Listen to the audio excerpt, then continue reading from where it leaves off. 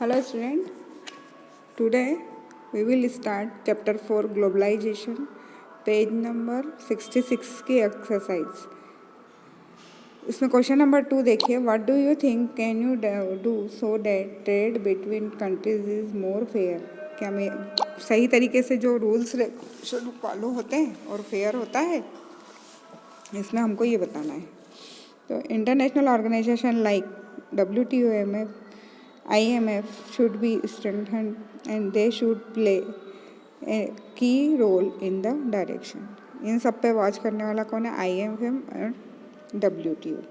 Developing countries should unitarily and strongly keep their views before the international institution. कौन बताता है? Developing country उसको सारी चीज़ें बताती रहती हैं और वो रूल्स रेगुलेशन उसके अकॉर्डिंग बनाते रहें।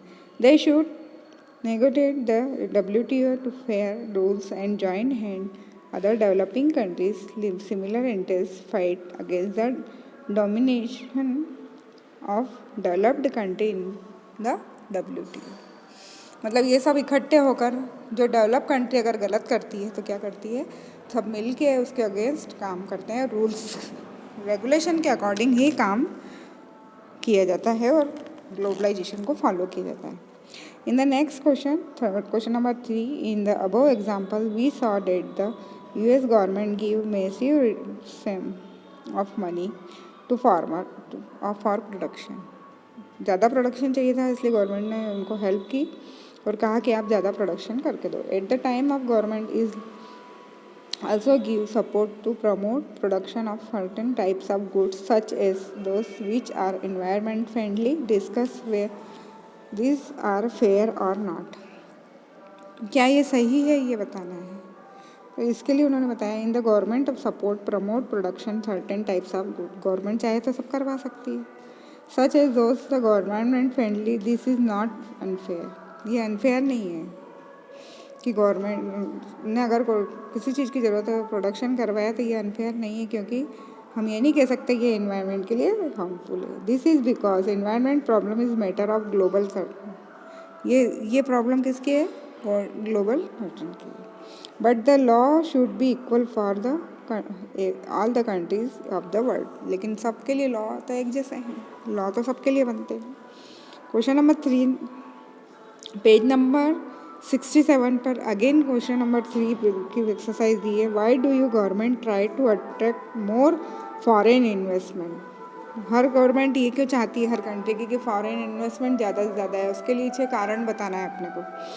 तो फर्स्ट रीज़न है foreign investment create new jobs opportunity in the country. क्या करती है?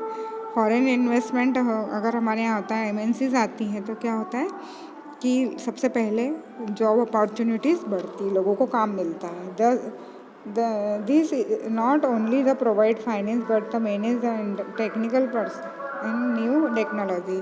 साथ में सिर्फ पैसा ही नहीं आता, नई नई टेक्नोलॉजी भी आती है, उसका बेनिफिट हर कंट्री को मिलता है। This encourage local entrepreneurs to subsidy service like transport and training agent and collaborate. मतलब छोटी छोटी कंपनी वहाँ जिस कंट्री में लगेगी जाकर, वहाँ की छोटी कंपनी को ये बेनिफिट होता है कि वे सब मिलके काम करते हैं और उनको भी बेनिफिट होता है।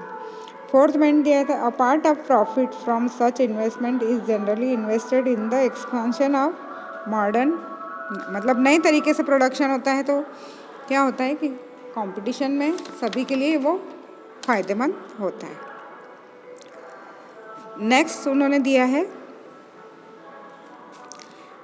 The social return of are greater than the private return of foreign investment. मतलब उन्होंने कहा है कि सबका प्राइवेट हो गवर्नमेंट हो, सभी का इसमें क्या होता है, ग्रेडरली सब मिल के इसमें प्रॉफिट अर्न करते हैं। The government get revenue when the tax and profit foreign firms get royalty from the concession agreement. मतलब गवर्नमेंट को भी इससे फ़ायदा होता है, जब कंपनी कमाती है तो टैक्स के रूप में रॉयल्टी रेवेन्यू मिलता है और इससे कंट्री की गवर्नमेंट को भी फ़ायदा होता है। इसलिए हर कंट्री फॉरेन इन्वेस्टमेंट को पसंद करती है।